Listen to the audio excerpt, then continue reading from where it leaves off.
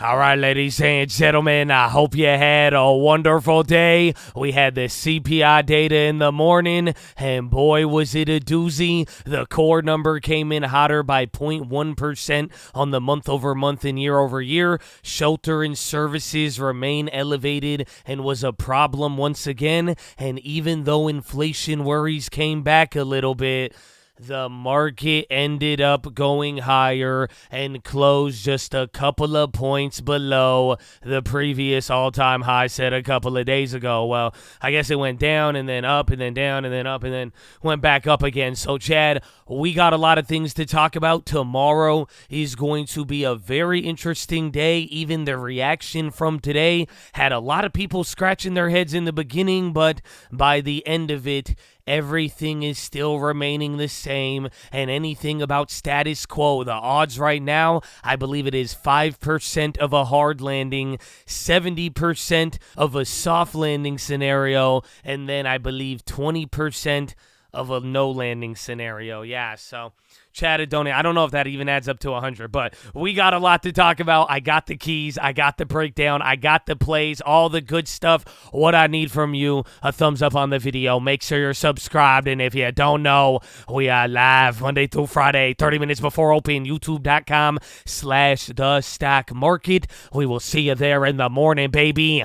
Run it. Walking to the couch, it's the joints on the legs. Live in the hills, but I still get a spread. Started with a live, but I still reinvest it. Feel how I feel, then you feel like a blessing. I just want the lesson, I just want protection. I'm up and I'm down, but they sound like progression. Farmer never plans if he waits for perfection. Finger to the down, hold it. But right off the bat, like I said, the CPI came in hot, and despite how the market moved, the concerns about inflation did go up after the report. That month over month going up by 0.1, that raises some of the short-term averages. If you go look around on the bonds today, they did not do well. Even the Fed futures, they priced a little bit of the rate cuts out of the market. The concerns about inflation and what we got from the last report about inflation slowly ticking up, that was the negative part about today. But overall, when you see why the market ended up going higher, it is because today did not change how investors felt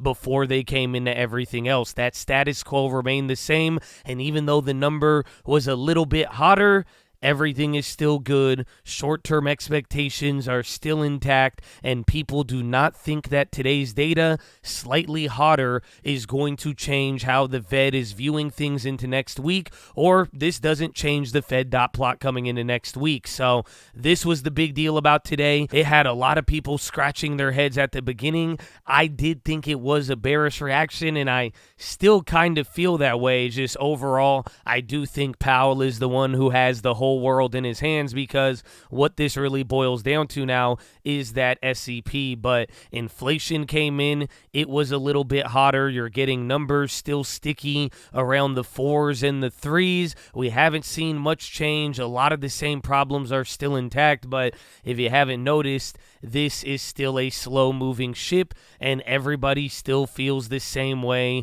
from the last time we heard from the SEP and Powell about 3 or 4 months ago now at this point. So that was the first key. That was our reaction for the day. As far as tomorrow now, this is where things are going to get interesting, because there is not that much data. So it will give us time to digest everything. There will be China news overnight. They're wrapping up their NPC convention. That'll probably be our biggest driver, maybe a couple of headlines out of Japan and if that moves the dollar or not. But for now, tomorrow is going to be a burn one day. There will be some, I think, GDP data out of Europe, but besides whatever impacts from overseas, we're going to have a lot of hours to trade ourselves. And if everybody brushed off that CPI today and everyone's still feeling good, regardless of how many rate cuts are priced in or priced out, and those soft landing and no landing bets are still on the table, we're going to have a day for free reign tomorrow. We'll see what the market does with it. Does it want to rotate? Does it want to go towards big tech? That's what we saw a lot of today.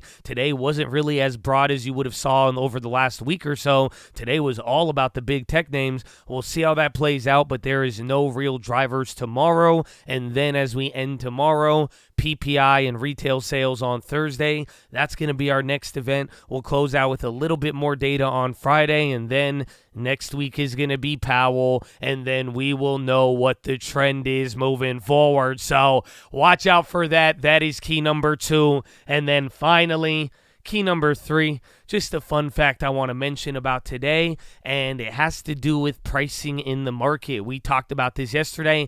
I showed you guys on the option chain how the market was pricing in 0.9%, and well, you probably saw headlines this morning. That was the most we were pricing in for a CPI since April of last year, and what I'm trying to tell you right here is that the market pricing will be very accurate on that option chain until it is not. There hasn't really been an upset recently. The last CPI upset it a little bit, but we've been noticing with earnings and now even using that earnings strategy and doing it on an event, you are watching how it moved almost to the T. The market was pricing in 0.9 on the option chain.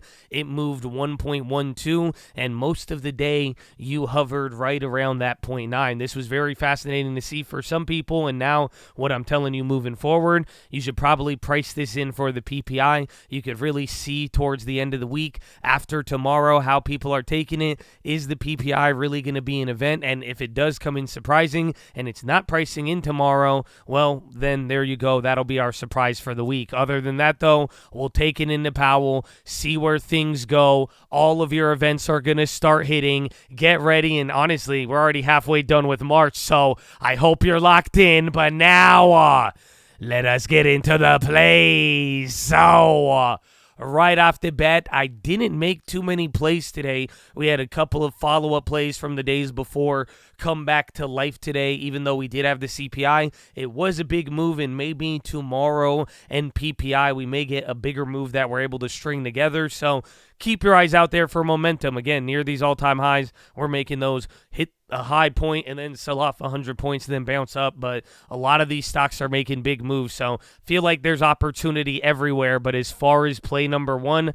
I'm starting with the earnings continuation. I made a play on Oracle today. I went with a continuation. They didn't do too well. I grabbed the Oracle April 150 calls for 40 cents. They dropped down to 20. I was looking for the continuation play, but I like where they're at. They broke a little bit above all-time highs. They mentioned AI a lot. They have good drivers, and the options didn't go up a lot in the morning. That's what drew me to these contracts, is that the stock was up 10% and a lot of those options were red. It's because they were pricing in a lot leading into it, so they did good, a little bit better than expected. I think this one is going to have to work into it, and even though I like that play, I got April for a reason, because maybe we have to wait till this big expiration and then we'll get some bigger movements after this week. So watch out for that. That is play number 1, Oracle. Really like that one. Then play number 2, this one I've been talking about and I'm still on the fence about it, but Marvel, I'm still looking for that bounce after earnings. I wanted that like $72 level, then it like reached there at 74,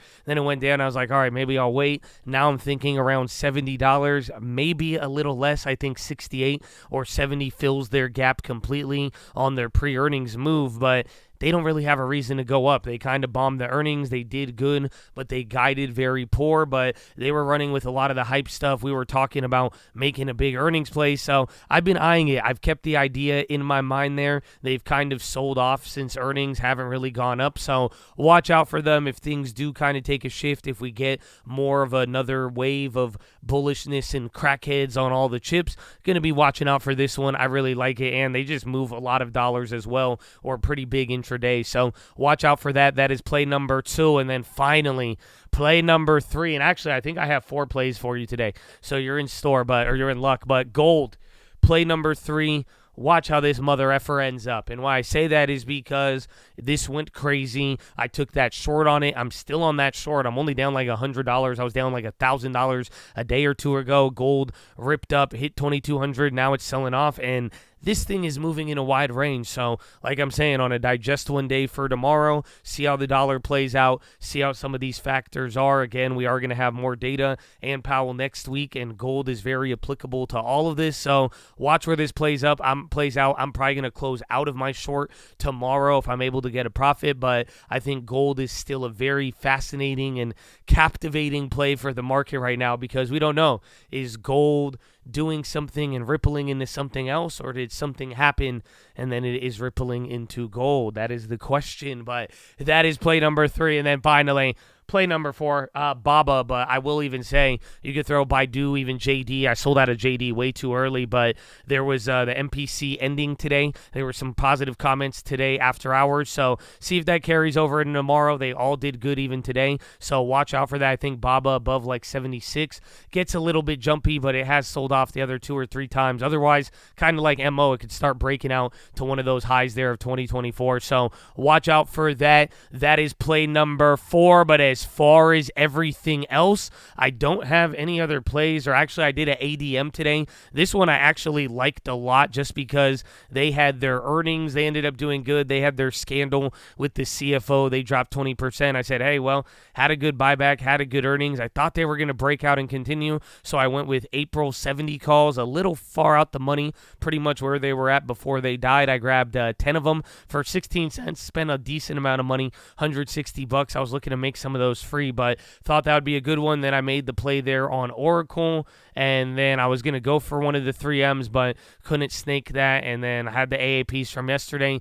That news got confirmed. And then my MNQ came back. I was only down like $100 by the end of the day, and the gold I was down like $100 or $200. Still riding those out, and then getting ready for next week. So going to be keeping my eyes out on those plays that I told you. We'll see if we get any of those China effects. If there is a big continuation off of all of this data, I mean, I'm still in those plays. If I could get out of MNQ and the GC and maneuver around, I'm totally down. But we'll also see if there's a wave to ride. But Chattadonia, I hope you're ready for all of it. I hope you're locked in, but that is your watch list, ladies and gentlemen. Make sure Hydra Healthy ready to go. Make sure post your watch list. Make sure we see you there in the morning. I need the armor on. I need the helmet shining. And I need you to remember, work hard, baby. Set a goal. Go get rich, baby, but don't wear yourself out trying to do it.